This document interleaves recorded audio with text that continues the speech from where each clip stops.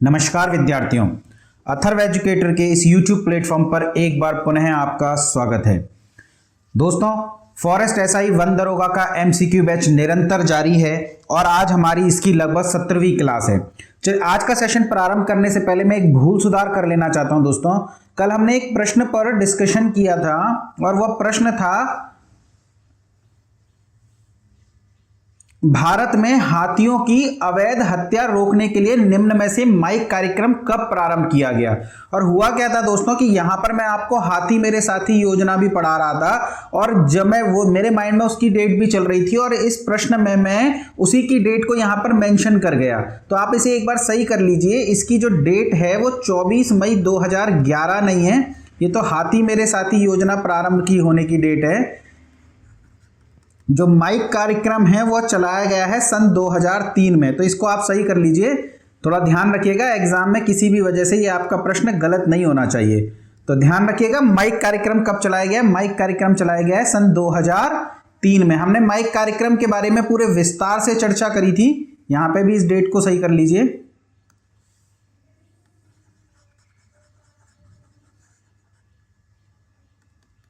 और यहां पर भी हम मेंशन कर लेंगे सन 2003 में माइक कार्यक्रम को प्रारंभ किया गया।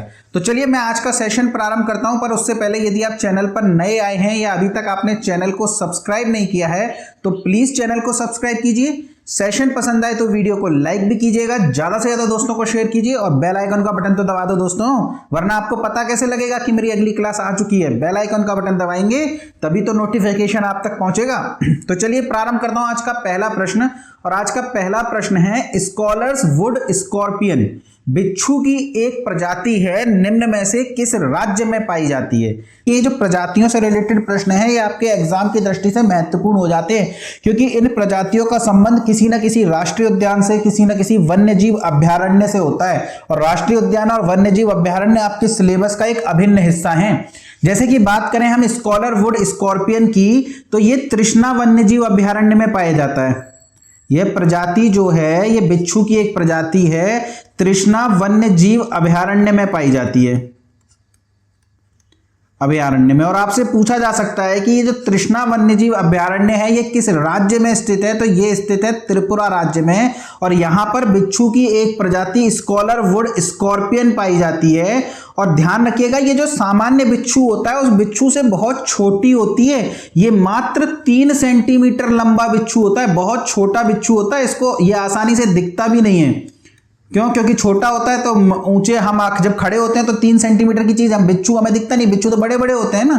तो ये बहुत छोटा बिच्छू होता है। और कहां पाया जाता है, तो ये पाया जाता है तृष्णा वन्य जीव अभयारण्य में। और तृष्णा वन्य जीव अभयारण्य कहां पर है, तो ये स्थित है आपका त्रिपुरा में। चलिए अगला प्रश्न है, निम्न में से किस पादप से एक रासायनिक यौगिक निकाला जाता है जो कैंसर के इलाज में प्रयुक्त होता है। सागौन से, स्प्रूस से, देवदार से या हिमालयन यू से। तो दोस्तों इस प्रश्न का उत्तर हो जाएगा हिमालयन यू। हिमालयन यू एक ऐसा पादप है जिससे टैक्सोल नाम का एक पदार्थ निकाला जाता है, टैक्सोल। और ये जो टैक्सोल पदार्थ है ये कैंसर की दवाई बनाने में प्रयुक्त होता है। हमारे लिए ये प्रश्न इसलिए तो इंपॉर्टेंट है ही कि इससे टैक्सोल नाम का पदार्थ निकाला जाता है जो कि कैंसर की दवाई बनाने के लिए प्रयोग में लाया जाता है। इससे भी ज़्यादा एक महत्वपूर्ण प्रश्न ये है कि हिमालयन यू IUCN की रेड डाटा बुक में किस सूची में सूचीबद्ध है। तो ध्यान रखिएगा, ये संकटग्रस्त सूची, संकटग्रस्त सूची या एंडेंजर्ड सूची में सूचीबद्ध है, एंडेंजर्ड। इस सूची में ये जो है सूचीबद्ध है। अगला प्रश्न है, IUCN की लाल सूची के अनुसार प्रजातियों को उनकी स्थिति के अनुसार कितनी श्रेणियों में रखा जाता है। तो IUCN जो रेड डाटा बुक जारी करता है उसमें पादपों की और वन्य जीवों की कितनी श्रेणियां होती हैं, तो ध्यान रखिएगा उसमें 9 श्रेणियां होती हैं। अच्छा, वो 9 श्रेणियां कौन कौन सी हैं, क्या शर्तें हैं उन श्रेणियों में रखने की, इस बारे में हम विस्तार से चर्चा करेंगे। इसके लिए हम एक नई स्लाइड बना लेते हैं। यहां पर आप नोट कर लीजिए वो 9 श्रेणियां कौन कौन सी हैं। सबसे पहली जो श्रेणी है वो है विलुप्त। विलुप्त यानी कि इसको आप कहते हैं एक्सटिंक्ट। ये क्या होता है कि इस प्रजाति का कोई भी प्राणी जीवित नहीं होता, यानी इस प्रजाति का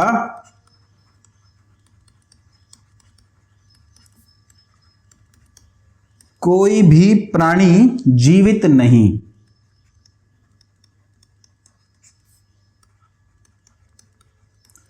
जीवित नहीं, ये कौन सी प्रजाति हो गई? ये हो गई आपकी विलुप्त प्रजाति, या इसे कह सकते हैं हम एक्सटिंक्ट प्रजाति। दूसरी प्रजाति होती है वन से विलुप्त। वन से विलुप्त, इसे हम कहते हैं एक्सटिंक्ट इन वाइल्ड। एक्सटिंक्ट इन वाइल्ड, इसका तात्पर्य क्या होता है? इसका तात्पर्य होता है कि वनों से या प्राकृतिक आवास से तो ये प्रजाति विलुप्त हो चुकी है, किंतु चिड़ियाघरों में या कह सकते हैं कि जो अन्य कृत्रिम आवास होते हैं, अन्य कृत्रिम आवास, यहां पर इन प्रजातियों को रखा हुआ है ताकि ये प्रजातियां पूर्ण रूप से विलुप्त न हो जाएं। इनमें इन्हें संरक्षित किया जा रहा है, यानी कि अपने जो प्राकृतिक आवास हैं, जो जंगल हैं, जो राष्ट्रीय उद्यान है, वहां पर तो ये प्रजाति समाप्त हो चुकी है, लेकिन चिड़ियाघर या अन्य कृत्रिम आवास जो मानव के द्वारा बनाए गए हैं, वहां पर ये प्रजाति अभी है। यानी पूर्ण रूप से तो विलुप्त नहीं हुई ना, क्योंकि अगर इस प्रजाति का कोई भी प्राणी जीवित नहीं बचेगा तब वो विलुप्त कहलाएगी। पर चिड़ियाघरों में तो है, तो वन से विलुप्त हो चुकी है, एक्सटिंक्ट इन वाइल्ड हो चुकी है। तीसरी होती है आपकी क्रिटिकली एंडेंजर्ड, यानी कि गंभीर संकटग्रस्त। गंभीर संकटग्रस्त, इसे आप कहेंगे क्रिटिकली एंडेंजर्ड।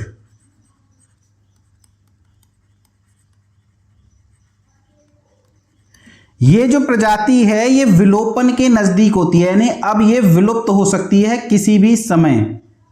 विलोपन के, इसको एक मिनट रब कर लेते हैं, विलोपन के नजदीक, यानी किसी भी समय ये प्रजाति जो है विलुप्त हो सकती है। इस प्रजाति का पिछले 10 वर्षों में 90% से अधिक कमी आई है। 10 वर्षों में 90% से अधिक कमी। और जो है इस प्रजाति के केवल 50 या 50 से भी कम प्राणी जीवित हैं। कम प्राणी जीवित हैं। ऐसी प्रजाति को किस श्रेणी में रखा जाता है? ऐसी प्रजाति को रखा जाता है गंभीर संकटग्रस्त श्रेणी में, यानी कि क्रिटिकली एंडेंजर्ड श्रेणी में। इसके अलावा अगर बात करें चौथी श्रेणी की, तो चौथी श्रेणी कौन सी हो जाएगी? तो ये हो जाएगी आपकी संकटग्रस्त। संकटग्रस्त यानी कि एंडेंजर्ड।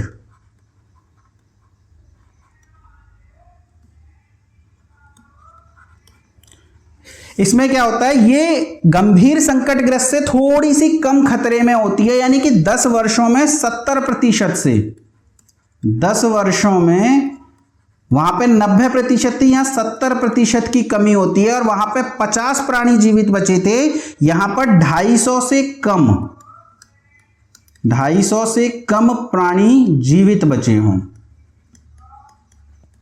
250 से कम प्राणी जो हैं जीवित बचे हैं, उन्हें किस में गिनते हैं? उन्हें गिनते हैं संकटग्रस्त में, यानी एंडेंजर्ड में। और 5वीं होती है आपकी सुभेद्य। सुभेद्य, सुभेद्य में आपका कौन सा आ जाता है? आपका आ जाता है वल्नरेबल। वल्नरेबल, वल्नरेबल में क्या होता है? 10 वर्षों में 50% की कमी। और यहां पर 1000 से कम प्राणी जीवित हों, 1000 से कम प्राणी जीवित हों। ऐसी श्रेणी कौन सी होती है? तो ऐसी श्रेणी होती है आपकी सुभेद्य श्रेणी। उसके बाद आती है आपकी निकट संकट। निकट संकट, या इसे कहते हैं आप near threatened. Near threatened. Near threatened में क्या होता है कि अभी तो संकट में नहीं है, पर भविष्य में यह संकट में आ सकती है। इसके बाद 7वीं होती है संकट मुक्त, यानी कि लीस्ट कंसर्न। संकट मुक्त यानी कि आपकी हो जाएगी ये लीस्ट कंसर्न, यानी इस पर ज्यादा कोई खतरा है नहीं। 8वीं आपकी होती है आंकड़ों का अभाव। आंकड़ों का अभाव, यानी हमारे पास इसकी जो है अध्ययन करने के लिए पर्याप्त आंकड़े उपलब्ध नहीं है, हमें नहीं पता इसकी वास्तव में स्थिति क्या है, ये डाटा डेफिशिएंट है। और 9वीं कौन सी हो जाएगी? 9वीं हो जाएगी नॉट एवेल्युएटेड, नॉट एवेल्युएटेड, यानी कि इसका जो है आकलन नहीं, आकलन नहीं, और ये हो जाएगी आपकी डाटा डेफिशिएंट। तो ये जो है आपकी 9 श्रेणियां होती हैं। एक्सटिंक्ट यानी विलुप्त, एक्सटिंक्ट इन वाइल्ड यानी वन से विलुप्त, क्रिटिकली एंडेंजर्ड यानी घोर संकटग्रस्त, एंडेंजर्ड यानी संकटग्रस्त, वल्नरेबल सुभेद्य, नियर थ्रेटेंड निकट संकट, और संकट मुक्त यानी लीस्ट कंसर्न, और आंकड़ों का अभाव यानी कि डाटा डेफिशिएंट, और नॉट एवेल्युएटेड यानी कि आकलन नहीं। ध्यान रखिएगा इसमें से भी जो वल्नरेबल है, एंडेंजर्ड है और क्रिटिकली एंडेंजर्ड है, ये 3 हमारे लिए इंपॉर्टेंट हो जाती हैं। हमें ध्यान रखना है कि इसमें किस श्रेणी में कौन कौन से जीव आते हैं, तो इनका आप थोड़ा सा ध्यान से अध्ययन करेंगे, बाकी की अन्य श्रेणियां आपके लिए उतनी महत्वपूर्ण नहीं है। चलिए हम देखते हैं अगला प्रश्न, और अगला प्रश्न है निम्न में से कौन सा एक जीव गंभीर संकटग्रस्त की श्रेणी में नहीं आता, यानी कि क्रिटिकली एंडेंजर्ड की श्रेणी में नहीं आता। तो देखिए, great Indian bustard, Ganga shark, Ganga dolphin, या नाम दफा उड़ने वाली गिलहरी, आपसे ये पूछा जा रहा है। तो ध्यान रखिएगा इसमें से ये आपका क्रिटिकली एंडेंजर्ड की श्रेणी में आता है, गंगा शार्क भी आपका क्रिटिकली एंडेंजर्ड की श्रेणी में आता है, नाम दफा उड़ने वाली गिलहरी भी क्रिटिकली एंडेंजर्ड की श्रेणी में आती है। जबकि यदि बात करें गंगा डॉल्फिन की, तो ये एंडेंजर्ड यानी कि संकटग्रस्त की श्रेणी में आती है, संकटग्रस्त। और ये क्या होते हैं? ये होते हैं गंभीर संकटग्रस्त। तो गंगा डॉल्फिन जो कि हमारा राष्ट्रीय जलीय जीव है, राष्ट्रीय जलीय जीव है, तो हमें पता होना चाहिए कि हमारा राष्ट्रीय जलीय जीव किस श्रेणी में आता है। बहुत ज्यादा इंपॉर्टेंट हो जाती है ये बात। तो ये कौन सी श्रेणी में आता है? ये आता है एंडेंजर्ड श्रेणी में। बात करें नामदफा उड़ने वाली गिलहरी, तो ये नामदफा राष्ट्रीय उद्यान में पाई जाती है। ये उड़ती नहीं है, बल्कि एक पेड़ से दूसरे पेड़ पर ये छलांग लगाती है, तो हमें ऐसा लगता है कि ये उड़ रही है, ऐसे कहते हैं नामदफा उड़ने वाली गिलहरी। ये जो है क्रिटिकली एंडेंजर्ड श्रेणी में आती है। जबकि गंगा डॉल्फिन जो कि साफ पानी में मिलती है गंगा के, ये संकटग्रस्त यानी एंडेंजर्ड श्रेणी में आती है। और बात करें गंगा शार्क की, तो ध्यान रखना ये गंगा के गंदे पानी में भी मिलती है, गंदे पानी में भी। जबकि जो डॉल्फिन होती है गंगा डॉल्फिन, वो केवल साफ पानी में मिलती है, जबकि गंगा शार्क गंगा के गंदे पानी में भी मिलती है। तो अगर ऑप्शन में दे दिया जाए सत्य सत्य में कि साफ पानी में मिलती है, तो आपके माइंड में डॉल्फिन की बात रह जाएगी। तो ध्यान रखिएगा गंगा शार्क गंगा के गंदे पानी में भी पाई जाती है, और ये कौन सी श्रेणी में? ये है क्रिटिकली एंडेंजर्ड श्रेणी में। जबकि गंगा डॉल्फिन कौन सी श्रेणी में? तो गंगा डॉल्फिन है एंडेंजर्ड की श्रेणी में। चलिए अगला प्रश्न है, तमिलनाडु का राजकीय पशु नीलगिरी ताहर का संबंध है। देखिए नीलगिरी ताहर के बारे में हमने पिछली क्लास में भी चर्चा करी थी कि तमिलनाडु का राजकीय पशु है, और ये कौन सी श्रेणी में है? तो ध्यान रखिएगा ये है संकटग्रस्त यानी कि एंडेंजर्ड की श्रेणी में। चलिए अगला है, भारत में पाए जाने वाले गिद्धों में से कौन सा गिद्ध गंभीर रूप से संकटग्रस्त नहीं है? देखिए इसको इंपॉर्टेंट कीजिए, आया हुआ प्रश्न है। भारत में गिद्धों की 9 प्रजातियां मिलती हैं, 9 प्रजातियां, जिसमें से 4 प्रजातियां क्रिटिकली एंडेंजर्ड की श्रेणी में आती हैं। और वो 4 प्रजातियां कौन कौन सी हैं? तो वो है एक सफेद पीठ वाला गिद्ध, ये क्रिटिकली एंडेंजर्ड है। पतले चोंच वाला गिद्ध, ये भी क्रिटिकली एंडेंजर्ड है। लंबी चोंच वाला गिद्ध, ये भी क्रिटिकली एंडेंजर्ड है। इसके अलावा लाल सिर वाला गिद्ध, लाल सिर वाला गिद्ध, ये भी क्रिटिकली एंडेंजर्ड है। 4 प्रजातियां ऐसी हैं जो एंडेंजर्ड यानी संकटापन्न की श्रेणी में आती हैं, और वो कौन कौन सी हैं? तो वो है आपकी, एक तो हो जाएगी सफेद गिद्ध, एक हो जाएगी हिमालयन ग्रिफिन, हिमालयन ग्रिफिन, और एक हो जाएगा आपका सिनेरियस गिद्ध, सिनेरियस गिद्ध। और एक होता है दाढ़ी वाला गिद्ध। दाढ़ी वाला गिद्ध ये आपका एंडेंजर्ड यानी संकटापन्न की श्रेणी में आते हैं। ये 4 गिद्ध ये कौन सी श्रेणी में आते हैं? तो ये आते हैं आपके एंडेंजर्ड श्रेणी में। जबकि एक गिद्ध जो आपके लिए सबसे इंपॉर्टेंट होता है, आपको याद रखना है उसी का नाम, तो वो नाम अगर आपको याद है तो इस प्रश्न का उत्तर आपको मिल जाएगा, वो है आपका ग्रिफिन गिद्ध। तो याद रखिएगा, ग्रिफिन गिद्ध न तो संकटापन्न यानी एंडेंजर्ड की श्रेणी में आता है और ना ही क्रिटिकली एंडेंजर्ड की श्रेणी में आता है, बल्कि ये किस श्रेणी में आता है? ये आता है लीस्ट कंसर्न्ड की श्रेणी में, लीस्ट कंसर्न की श्रेणी में। तो हमारे प्रश्न का उत्तर क्या हो जाएगा? हमारे प्रश्न का उत्तर हो जाएगा ग्रिफिन गिद्ध। देखिए हिमालयन ग्रिफिन अलग है, ग्रिफिन गिद्ध अलग है। हिमालयन ग्रिफिन दिया जाएगा तो वो एंडेंजर्ड की श्रेणी में है, जबकि ग्रिफिन गिद्ध दिया जाएगा तो वो लीस्ट कंसर्न की श्रेणी में है।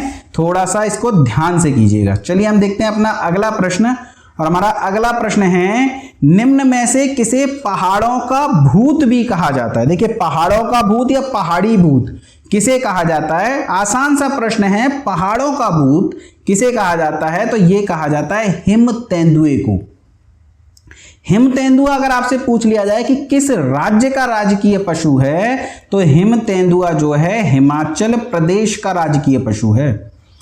हिमाचल प्रदेश का राजकीय पशु, ठीक है। 2009 में, ये इंपॉर्टेंट प्रश्न है, 2009 में हिम तेंदुए के संरक्षण के लिए स्नो लियोपार्ड प्रोजेक्ट चलाया गया। Snow leopard project.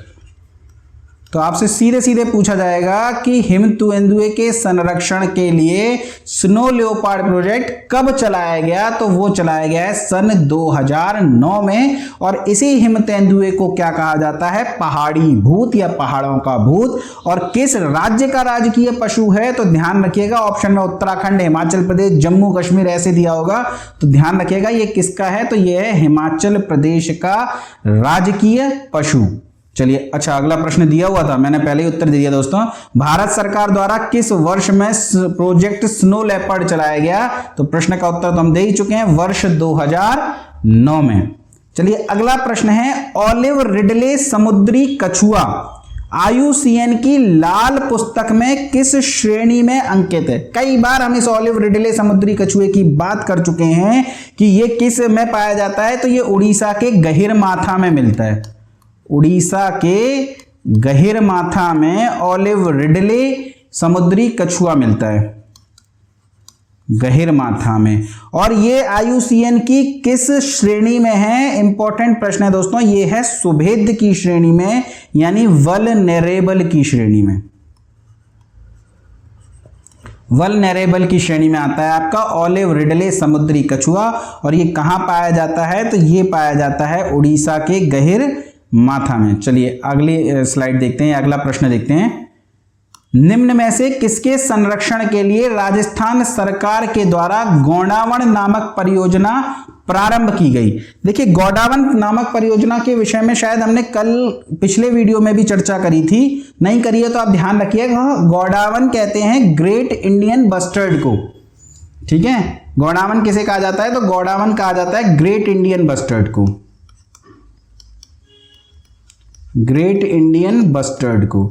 और इसी गोडावण को सोन चिरैया के नाम से भी जाना जाता है। और इसी सोन चिरैया के संरक्षण के लिए राजस्थान सरकार के द्वारा जैसलमेर से प्रोजेक्ट गोडावण चलाया गया था, ठीक है।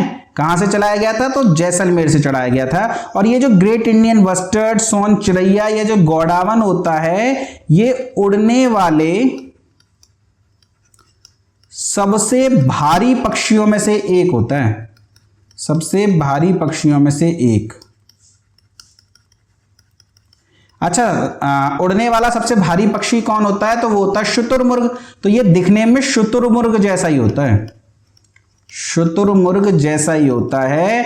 ग्रेट इंडियन बस्टर्ड, जिसे गोडावण या सोन चिरैया के नाम से भी जानते हैं। और राजस्थान सरकार के द्वारा इसके संरक्षण के लिए जैसलमेर से गोडावण प्रोजेक्ट प्रारंभ किया गया था, तो ध्यान रखिएगा इसको।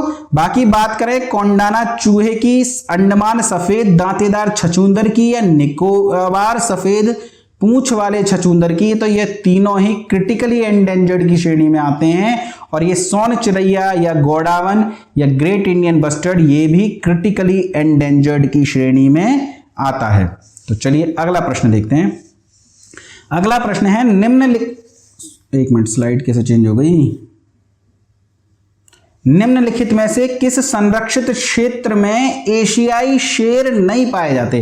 देखिए आपने हमेशा पढ़ा है कि एशियाई शेर का भारत में प्राकृतिक आवास कौन सा है, तो गिर राष्ट्रीय उद्यान यानी कि गिर नेशनल पार्क। और गिर नेशनल पार्क कहां पाया जाता है, तो ये पाया जाता है गुजरात में। तो एशियाई शेर केवल गुजरात में पाए जाते हैं और गुजरात का नेशनल पार्क है गिर नेशनल पार्क, तो हम पढ़ते हैं गिर नेशनल पार्क में।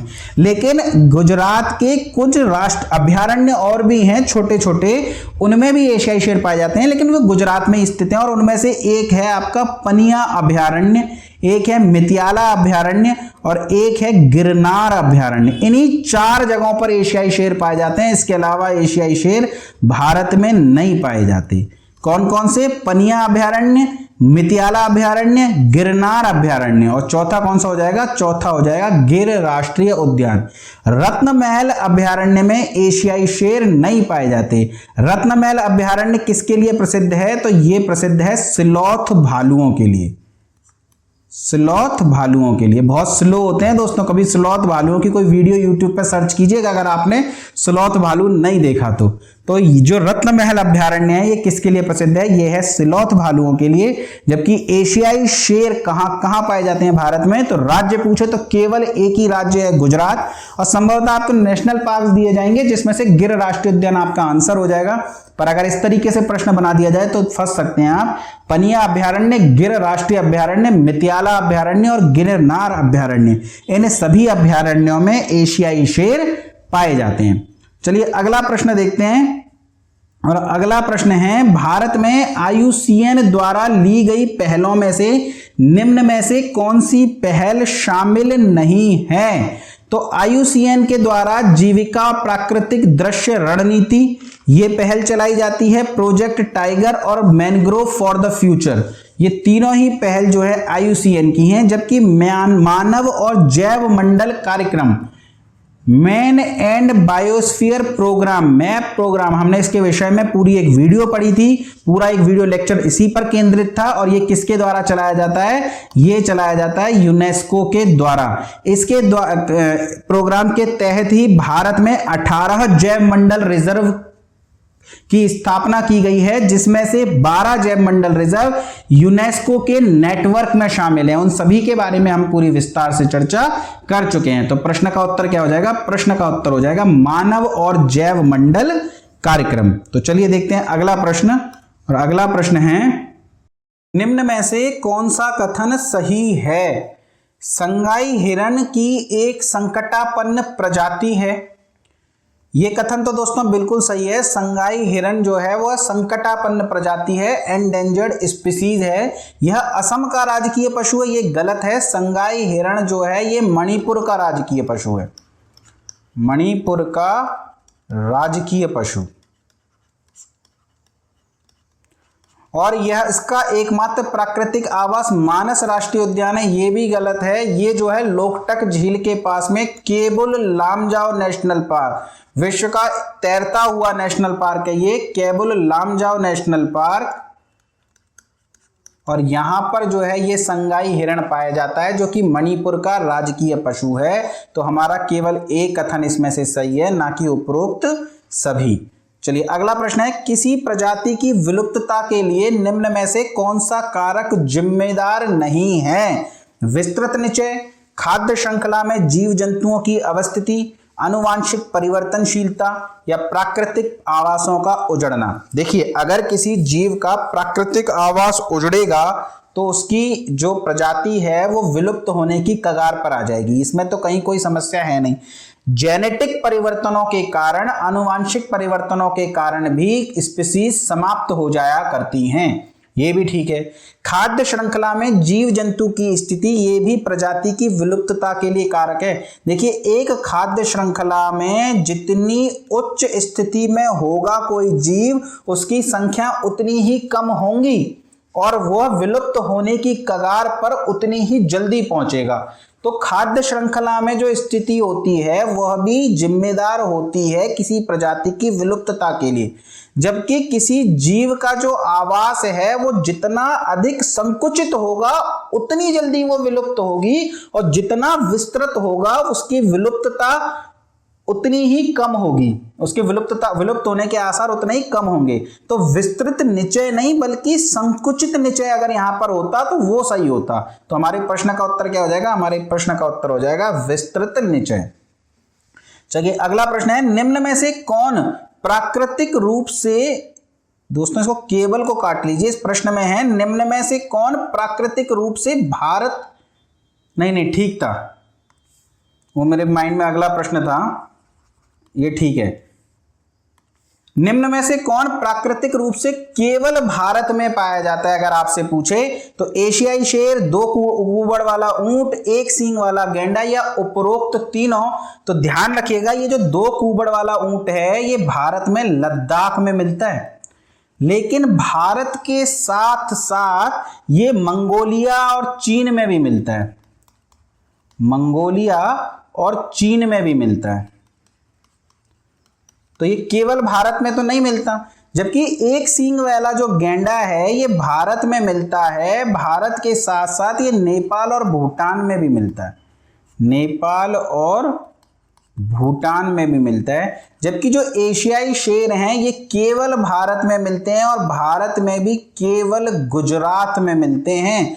गुजरात का गिर राष्ट्रीय उद्यान एशियाई शेरों का प्राकृतिक आवास है। तो इस प्रश्न का उत्तर क्या हो जाएगा? इस प्रश्न का उत्तर हो जाएगा एशियाई शेर। चलिए अगला प्रश्न देखते हैं, और अगला प्रश्न है, इंडस डॉल्फिन जो दुनिया का एक विरला स्तनपायी है, भारत में मुख्य रूप से किस नदी में पाया जाता है? अब देखिए, गंगा डॉल्फिन पाई जाती है गंगा नदी में, इंडस डॉल्फिन पाई जाती है इंडस नदी में यानी सिंधु नदी में, पर ऑप्शन में तो सिंधु है ही नहीं।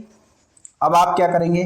तो ध्यान रखिएगा, ये जो इंडस डॉल्फिन है ना, ये पाकिस्तान में मिलती है सिंधु नदी में मुख्यतया। ये मत कहना कि भारत में भी सिंधु नदी में मिल जाती है, मैं मना नहीं कर रहा, पर मुख्यतया पाकिस्तान में मिलती है सिंधु नदी में, और भारत में ये मिलती है व्यास नदी में, व्यास नदी में। तो यहां पर सिंधु भले ऑप्शन में ना हो पर व्यास तो ऑप्शन में है, तो प्रश्न का उत्तर क्या हो जाएगा? प्रश्न का उत्तर हो जाएगा व्यास नदी। चलिए अगला है, कस्तूरी मृग परियोजना 1970 के दशक में भारत के किस राज्य से प्रारंभ की गई थी? देखिए, कस्तूरी जो होता है, कस्तूरी मृग मुख्यतः नर कस्तूरी मृग, नर कस्तूरी मृग, ध्यान रखिएगा नरों में पाई जाती है, मादा में नहीं। नर कस्तूरी मृग के पित्ताशय में एक पदार्थ पाया जाता है कस्तूरी, जो कि इत्र बनाने के लिए प्रयोग में किया जाता है, और यही जो है इन कस्तूरी मृगों के लिए जानलेवा साबित हो गया, क्योंकि लालची मानव इस कस्तूरी को प्राप्त करने के लिए इस कस्तूरी मृग का करता है शिकार, और ये जो कस्तूरी मृग है ये प्रजाति धीरे धीरे संकट में आ गई है। तो ये जो कस्तूरी मृगों के संरक्षण के लिए एक परियोजना चलाई गई थी 1970 में, और वो परियोजना कहां से चलाई गई थी? तो वो चलाई गई थी केदारनाथ अभयारण्य से, केदारनाथ अभयारण्य से।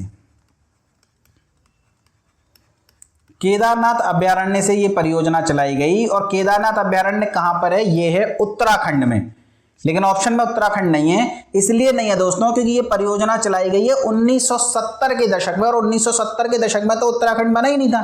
तब ये केदारनाथ अभयारण्य किस राज्य का हिस्सा था? तो ये था तत्कालीन उत्तर प्रदेश का हिस्सा। तो ध्यान रखिएगा, इस प्रश्न का उत्तर क्या हो जाएगा? इस प्रश्न का उत्तर हो जाएगा उत्तर प्रदेश। अगर आपसे पूछ लिया जाए कि कस्तूरी मृग कहां कहां पाया जाता है, तो उत्तराखंड के केदारनाथ अभयारण्य के साथ साथ ये बद्रीनाथ अभयारण्य में भी पाया जाता है, बद्रीनाथ अभयारण्य में भी पाया जाता है, और साथ ही हिमाचल प्रदेश के, देखिए ये तो उत्तराखंड का है ना, हिमाचल प्रदेश का एक अभयारण्य है शिकारी देवी अभयारण्य, यहां भी पाया जाता है शिकारी देवी अभयारण्य। देखिए ये मेरा लिए इंपॉर्टेंट ये तो है ही कि ये कहाँ पाया जाता है, पर यह मैं इसलिए भी नोट कराता हूं, अगर प्रश्न पूछ लिया जाए शिकारी देवी अभयारण्य कहाँ स्थित है, तब आप बता पाए कि हिमाचल प्रदेश में, तो इस तरीके से इन्हें पढ़िएगा। बद्रीनाथ अभयारण्य, केदारनाथ अभयारण्य, ये तो आप सबको पता ही है कि बहुत प्रसिद्ध तीर्थ धाम है उत्तराखंड में। हालांकि शिकारी देवी भी हिमाचल प्रदेश का एक तीर्थ स्थल ही है, तो शिकारी देवी अभयारण्य भी हिमाचल प्रदेश में स्थित है और वहां पर जो है ये कस्तूरी मृग पाया जाता है। कस्तूरी मृग परियोजना 1970 में केदारनाथ अभयारण्य से प्रारंभ की गई और केदारनाथ अभयारण्य 1970 में उत्तर प्रदेश का हिस्सा था, तो प्रश्न का उत्तर हो जाएगा उत्तर प्रदेश। भारत सरकार द्वारा गैंडा परियोजना कब प्रारंभ की गई, तो गैंडा परियोजना प्रारंभ की गई है 1987 में। भारत में गैंडा कहां कहां पाए जाते हैं अगर आपसे पूछ लिया जाए, तो मानस अभयारण्य में भी पाए जाते हैं, मानस नेशनल पार्क में, साथ ही काजीरंगा में भी गैंडा पाया जाता है। और काजीरंगा में कौन सा गैंडा पाया जाता है, तो काजीरंगा में पाया जाता है एक सींग वाला गैंडा, तो ये तो असम में स्थित है। साथ ही गैंडा पाए जाते हैं जल्दापाड़ा में, और जल्दापाड़ा कहाँ स्थित है, तो जल्दापाड़ा स्थित है आपका पश्चिम बंगाल में। ठीक है, यहां पे नोट कर लीजिए जल्दापाड़ा। और जल्दापाड़ा कहाँ स्थित है, तो जल्दापाड़ा स्थित है आपका पश्चिम बंगाल में। ये तीनों ही गैंडों के लिए प्रसिद्ध हैं, जिसमें से एक सींग वाला गैंडा काजीरंगा में पाया जाता है। और गैंडों के संरक्षण के लिए गैंडा परियोजना कब प्रारंभ की गई, तो गैंडा परियोजना चलाई गई 1987 में। चलिए अगला प्रश्न है, मार्च 2008 में किस चिड़ियाघर के द्वारा एक वन्यजीव गोद लो योजना प्रारंभ की गई, तो एक वन्यजीव गोद लो योजना नंदकावन चिड़ियाघर के द्वारा प्रारंभ की गई। नंदकावन चिड़ियाघर कहाँ है, तो ये स्थित है उड़ीसा में। और क्या था, इस परियोजना के तहत आप इस चिड़ियाघर का कोई भी एक जानवर गोद ले सकते हैं। गोद लेने का मतलब ये नहीं कि उसे गोद लेके आप अपने घर ले जाएंगे, इस गोद लेने का मतलब है कि कोई भी व्यक्ति इस चिड़ियाघर के किसी एक जंतु का पालनकर्ता बन सकता है। एक से ज्यादा का बनना चाहे तो ठीक है, पर एक जंतु का आपको पालनकर्ता बनना होगा एक वन्यजीव गोद लो योजना के तहत। और ये पहल किसकी थी, ये थी नंदकावन चिड़ियाघर की। और नंदकावन चिड़ियाघर कहाँ स्थित है, तो ये स्थित है आपका उड़ीसा में। चलिए अगला प्रश्न है, 1975 में भारत सरकार ने संयुक्त राष्ट्र विकास कार्यक्रम यूएनडीपी की सहायता से किस राज्य से घड़ियाल परियोजना प्रारंभ की, तो घड़ियाल परियोजना जो है उड़ीसा से प्रारंभ हुई थी, उड़ीसा के तिक्करपाड़ा से। उड़ीसा के तिक्करपाड़ा से। और क्या उद्देश्य था इस परियोजना का, इस परियोजना का उद्देश्य था खारे पानी के मगरमच्छों का संरक्षण। खारे पानी के मगरमच्छों का संरक्षण इस परियोजना का उद्देश्य था। चलिए अगला प्रश्न है, जटायु प्रजनन एवं संरक्षण केंद्र कहां स्थित है। देखिए जटायु रामायण में गिद्ध था एक, जिसने सीता माता की रक्षा करने का प्रयास किया था रावण से, और वो मारा गया था। तो जटायु प्रजनन संरक्षण केंद्र गिद्धों का प्रजनन और संरक्षण केंद्र है, और ये स्थित है आपका हरियाणा में, हरियाणा के पिंजौर में। हरियाणा के पिंजौर में। देखिए हरियाणा के वन विभाग और बॉम्बे नेचुरल हिस्ट्री सोसाइटी ने एक एमओयू साइन किया था। एमओयू मतलब एक प्रकार का जो है एग्रीमेंट कह सकते हैं आप, मेमोरेंडम ऑफ अंडरस्टैंडिंग उस एमओयू का मतलब होता है। तो उसी एमओयू के तहत जिप्स गिद्ध पुनरुद्धार कार्यक्रम चलाया गया। कौन सा कार्यक्रम, जिप्स गिद्ध पुनरुद्धार कार्यक्रम। और ये किसके तहत चलाया गया, ये चलाया गया आपका हरियाणा वन विभाग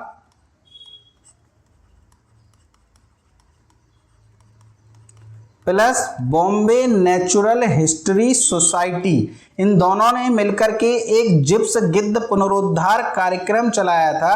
और इसी जिप्स गिद्ध पुनरुद्धार कार्यक्रम के तहत हरियाणा के पिंजौर में जटायु प्रजनन एवं संरक्षण केंद्र की स्थापना की थी। चलिए अगला प्रश्न देखते हैं, और अगला प्रश्न है,